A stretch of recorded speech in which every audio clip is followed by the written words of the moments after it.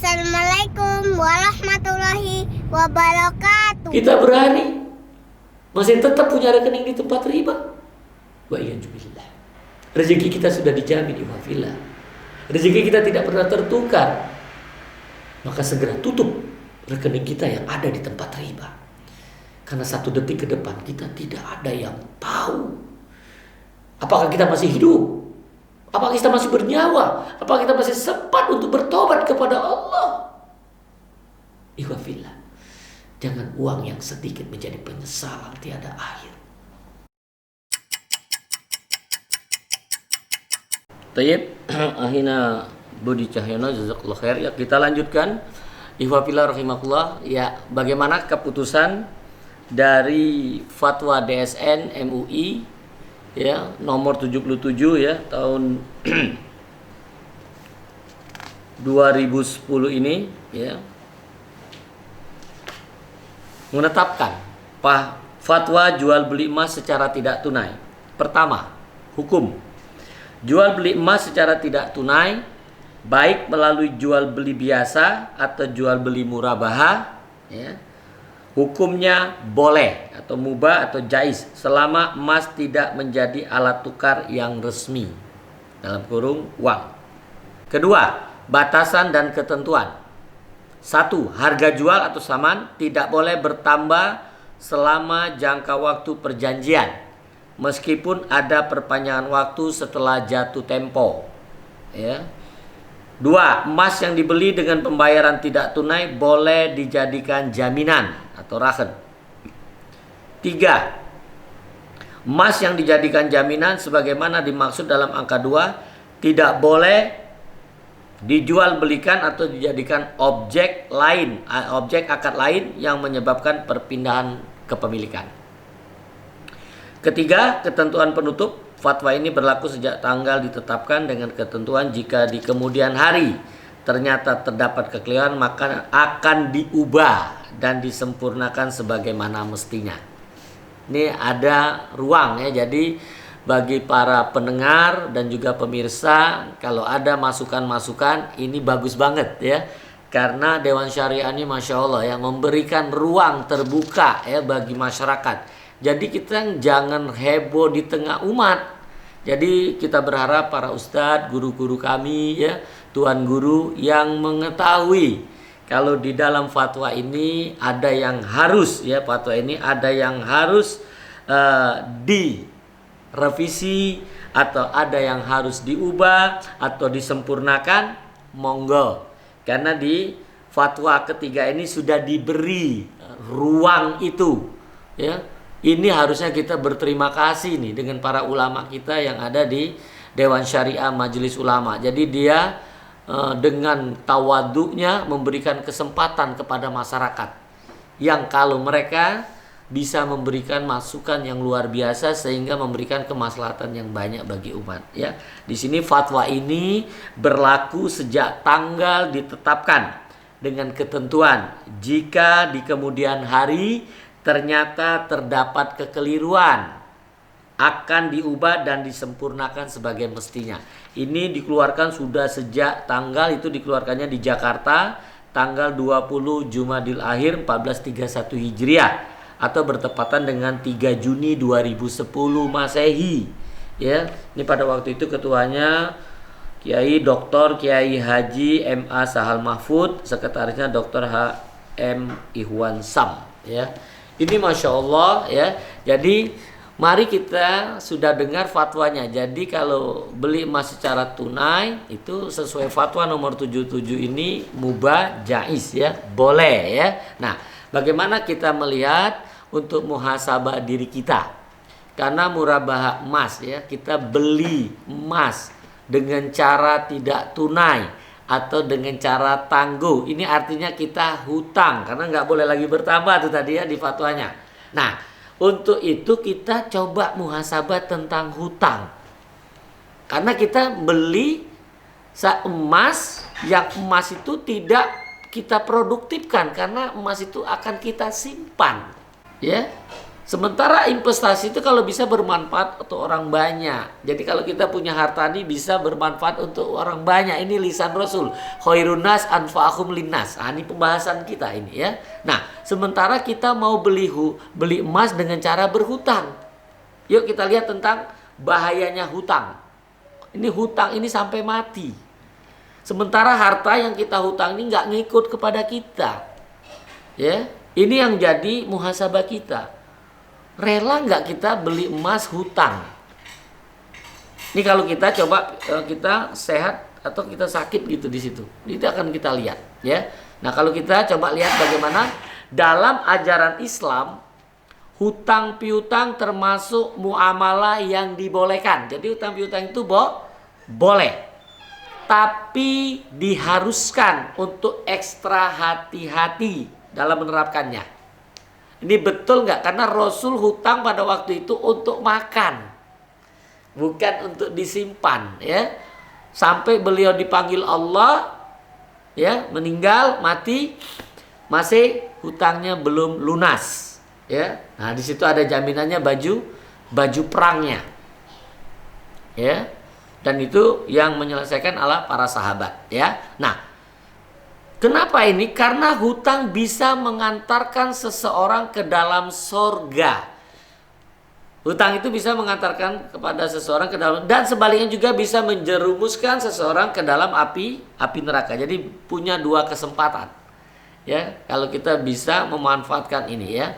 Nah, perlu diingatkan ikhwafillah ya, sahabat ya, sahabat Ismail ya, para pendengar Radio Ismail AM 774 bahagia bersama Al-Quran, dan juga pemirsa EBI Abu Muhammad ya. Ini yang perlu kita perhatikan, bahayanya hutang, dan hutang itu sampai mati. Ya. Walaupun hutang itu boleh. Hanya Islam menyuruh umatnya agar menghindari hutang semaksimal mungkin. Jika ia mampu membeli ya, barang kebutuhannya dengan tunai, atau ia tidak dalam keadaan kesempitan ekonomi. Jadi kalau dia tuh kalau bisa membelinya tunai, kontan. Apalagi ini tidak kita manfaatkan, bukan barang yang sangat kita butuhkan. Kalau kita nggak beli emas pun kita tetap bisa survive, bisa tetap kuat, bisa tetap kita beraktivitas. Kalau kita nggak beli emas, ya, nah ini juga jadi perhatian. Ya, ini juga jadi perhatian. Mungkin ini bisa juga kita menghimbau juga nih kepada DSN agar supaya jangan sampai ya, jangan sampai mereka terbawa. Jadi betul-betul orang yang boleh seperti itu, yang seperti apa yang boleh tadi ini ya.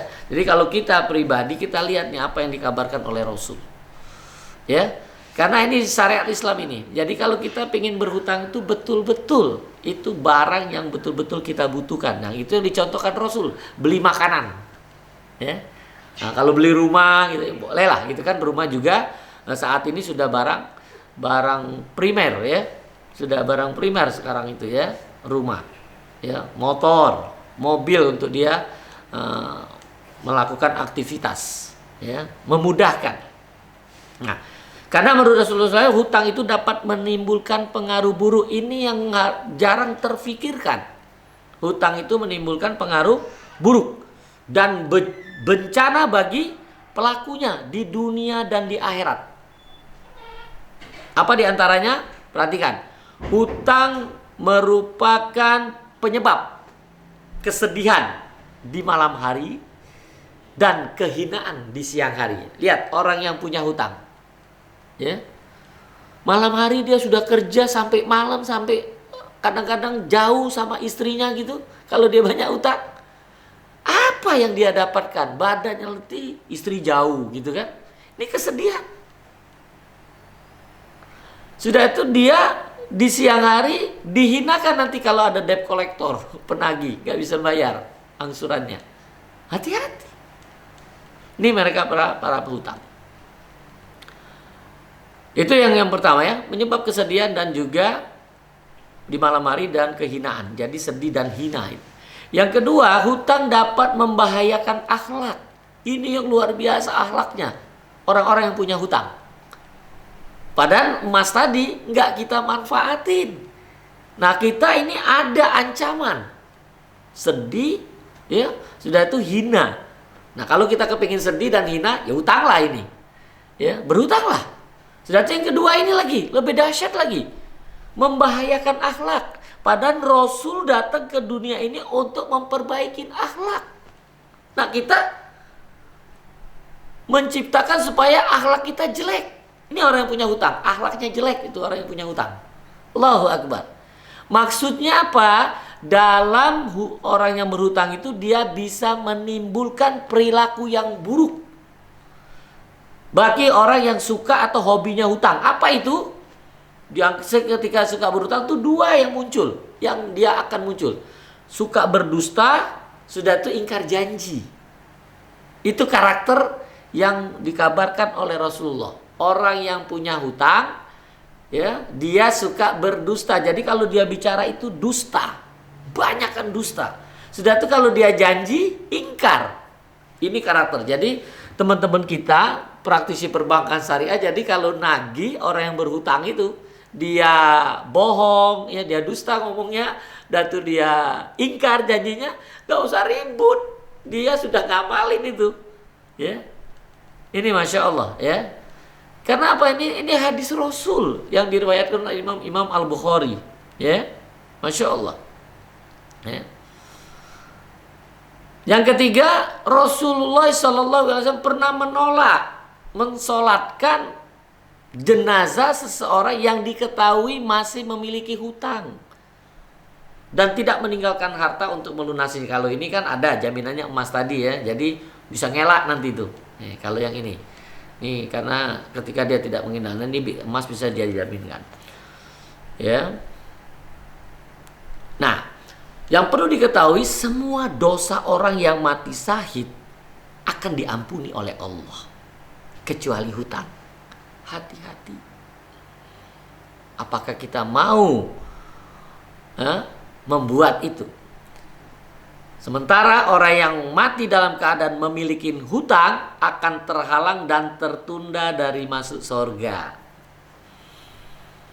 Makanya ini Rasul sudah kabarkan, ya, yang diriwayatkan oleh Sauban, mantan budaknya Rasulullah, bahwa Rasulullah SAW bersabda, barang siapa yang rohnya berpisah dari jasadnya, artinya meninggal dunia dalam keadaan terbebas dari 3 hal, niscaya ia akan masuk surga. Ini bagi yang mau masuk surga, ya.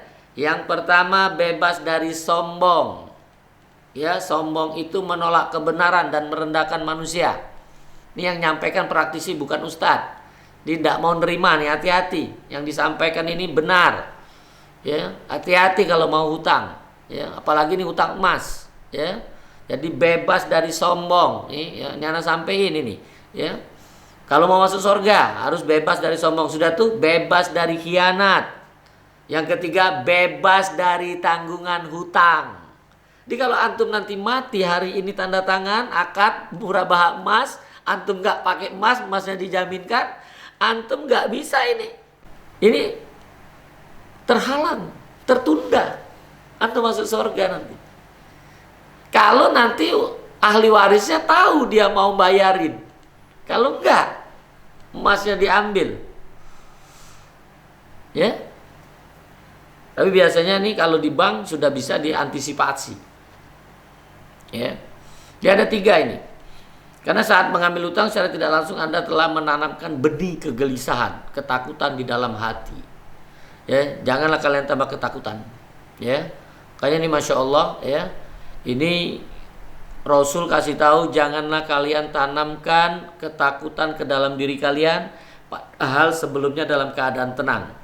Para sahabat bertanya, apa hal tersebut wahai Rasulullah? Beliau bersabda, hutang. Nah, jadi kita sudah bisa diberitahu kepada antum sekalian, jangan sampai ini. Coba perhatikan bagaimana Rasul selalu berdoa kepada Allah, ya Allah, sesungguhnya aku berlindung kepadamu dari rasa gundah, dari rasa sedih, dari rasa lemah, dari rasa malas, dari sifat bakhil, dari sifat penakut, dari sifat, ya, sudah itu dari lilitan hutang. Ini doa Rasulullah. dari penindasan orang. Hadis ini diriwayatkan oleh Imam Bukhari. Jadi ini bahayanya kita berhutang. Sementara ketika kita sudah tahu tadi emas komoditas riba, maka dalam Islam ini diberitahu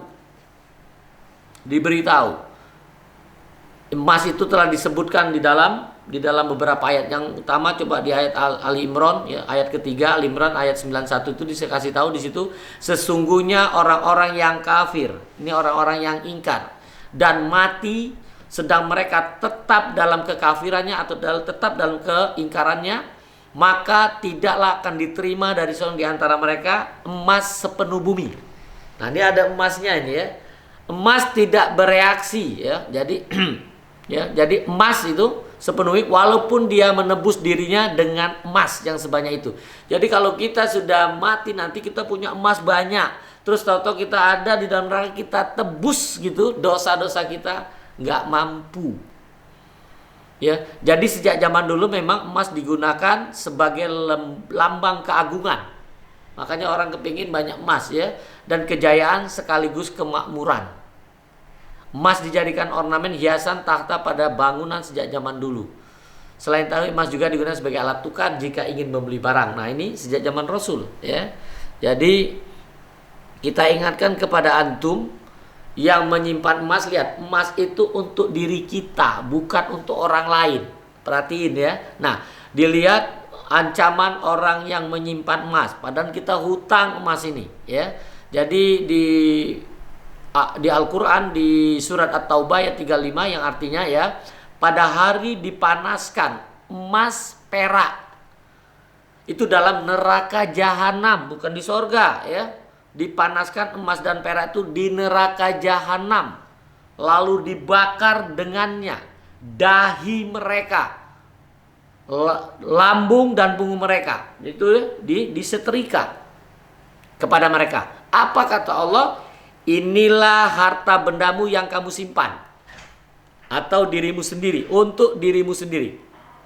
Jadi Allah beritahu, inilah harta bendamu yang kamu simpan untuk dirimu sendiri. Lihat, kalau kita hutang emas itu untuk siapa? Untuk diriku sendiri. Maka rasakanlah sekarang akibat dari apa yang kamu simpan itu. Ya. Ini kalau di ayat yang lainnya itu kalau dia emasnya banyak, jadi dia tidak bayar zakat. Tapi makna yang di sini ini sama ya, karena emas itu disimpan untuk diri kita. Jadi mungkin ini bisa jadi nasihat muhasabah untuk diri kita. Ya, mudah-mudahan ini bisa menjadikan muhasabah malam hari ini, sehingga kita betul-betul bisa menyikapin murabahah emas tersebut ya. Maka Ana berharap memberitahu kepada antum bahwa dari pemaparan di atas dapat kita simpulkan. Jadi pertanyaan untuk menjawab tadi, murabahah emas halalkah? Jadi jawaban ya. Yang pertama, kalau dia jelas tidak ada perselisihan ini, tidak ada perselisihan, murabahah emas halal. Murabahah emas halal ketika dibayar kontan. Ini tidak ada perselisihan ya. Jadi murabahah emas halal ketika cara pembayarannya kontan, yadan biyadin. Nah, sementara yang kedua, murabahah emas itu terjadi perselisihan. Ada yang bilang boleh, yaitu sesuai dengan pendapatnya Imam Ibnu Taimiyah dan Imam Ibnu Qayyim Al-Jauziyah. Ini sebagai landasan keluarnya fatwa DSN MUI nomor 77 ya tahun 2010 ya. Ini yang menyebabkan bahwa murabahah emas ya, membeli secara tidak tunai itu boleh, jaiz ya. Namun seluruh ulama 4 mazhab yang kita ketahui ma'ruf ya, ini melarang, tetap haram ya, tetap haram ya. Jadi sekarang antum tinggal melihat kenapa dilarang, karena bila dibayar saya cuma maka takutlah. Jadi kita melihat lisan Rasul yang mengatakan, sudah tuh 4 mazhab yang mengatakan, dan juga mudah-mudahan Dewan Syariah juga bisa mencoba menganalisa kembali ya. Karena ketika kita nggak beli emas tidak akan rusak seperti yang tadi sebagai satu simpulan ya, kalau itu yang diambil simpulannya itu ya.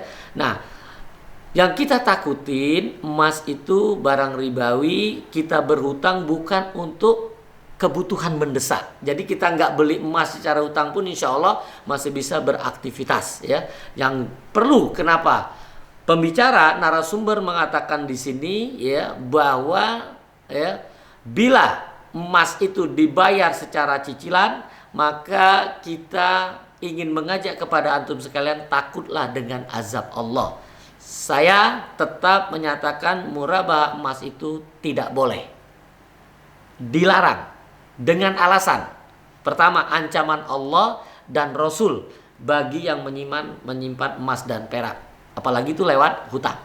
Sudah itu hadis Rasulullah SAW, baik dalam pembayaran emas dan uang harus kontan karena ilat sama, yakni barang ribawi, dan dicela oleh Rasulullah orang yang memperbanyak emas apalagi dengan hutang ya. 3, hutang menyebabkan seseorang berkata dusta dan dia berjanji ingkar. Masa kita kalau kita sebagai praktisi bank syariah mau berhubungan dengan bakal orang-orang yang dusta omongannya, ingkar. Karena apa? Dia berhutang untuk emas yang dapat ancaman. Ya, dapat ancaman ini. Ya. Yang 4, bukan kebutuhan mendesak. Ini yang paling penting ya. Jadi emas itu bukan kebutuhan mendesak, dan Rasulullah berdoa untuk menghindari dari terlepasnya dari hutang ya. Semoga ini bermanfaat dan menjadi renungan atau muhasabah bagi yang masih berminat untuk mendakwakan murabahah emas dengan cara cicilan. Mudah-mudahan ini juga bisa mengetuk hati saudara-saudara kita yang punya keinginan membeli emas secara cicilan. Insya Allah malam ini batalkan, niatkan, karena kita nggak tahu 1 detik ke depan kita masih hidup ya. Ya, jangan sampai kita punya hutang di mana hutang itu bukan untuk kepentingan yang mendesak, kebutuhan yang mendesak. Namun perlu diingatkan, kita hanya menyampaikan. Jadi narasumber hanya menyampaikan, hidayah Allah yang berikan.